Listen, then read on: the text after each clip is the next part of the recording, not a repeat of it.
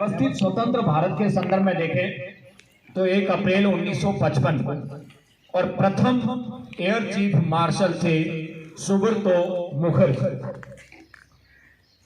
Air force का क्या योगदान रहा आजादी से पहले और आजादी के बाद में, तो 1945 का जो दूसरा विश्व युद्ध था अंतिम स्थिति में, उस समय भी रॉयल इंडियन एयरफोर्स का महत्वपूर्ण योगदान रहा था।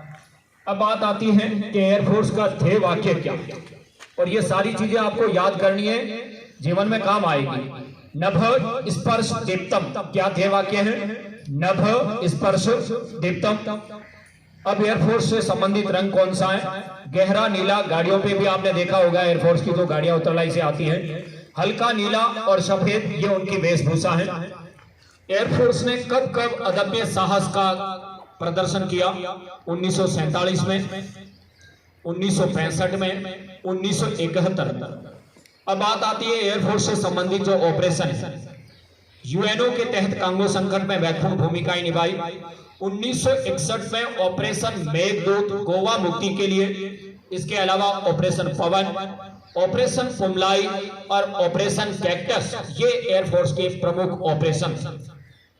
अब बात आती है, पहले तो सुब्रतो मुखर्जी थे, वर्तमान में कौन है?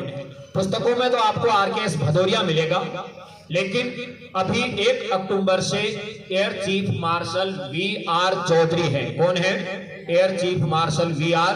चौधरी। और भदौरिया 30 सितंबर को सेवानिवृत्त हो गए।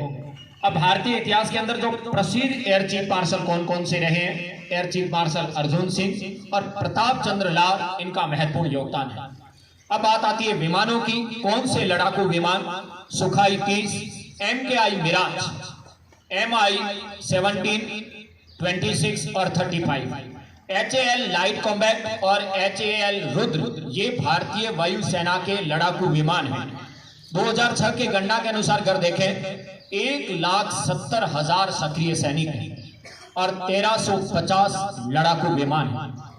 इस समय जो अफगानिस्तान की स्थिति के संदर्भ में देखें तो आपातकाल के लिए 70,000 AK-107 असोल्ट राइफल भारत ने खरीदी है स्पेन से आतंकवाद के खात्मे के लिए, और 56 C-295 MW राइफल को भी मंजूरी दे दी गई है, जो भारत अभी खरीदेगा। प्रथम कमांडर इन चीफ कौन थे? भारतीय वायुसेना के प्रथम कमांडर इन चीफ थे थॉमस वॉकर एल्मर्स, जो 15 अगस्त 1947 से लगाकर 22 फरवरी 1950 तक रहे।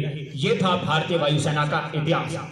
और वायुसेना में हम सबकी भी ये गहरी रुचि होनी चाहिए, देश की जो सेवा के लिए जो तीनों सेनाएं हैं उसमें किस संदर्भ में, किस स्तर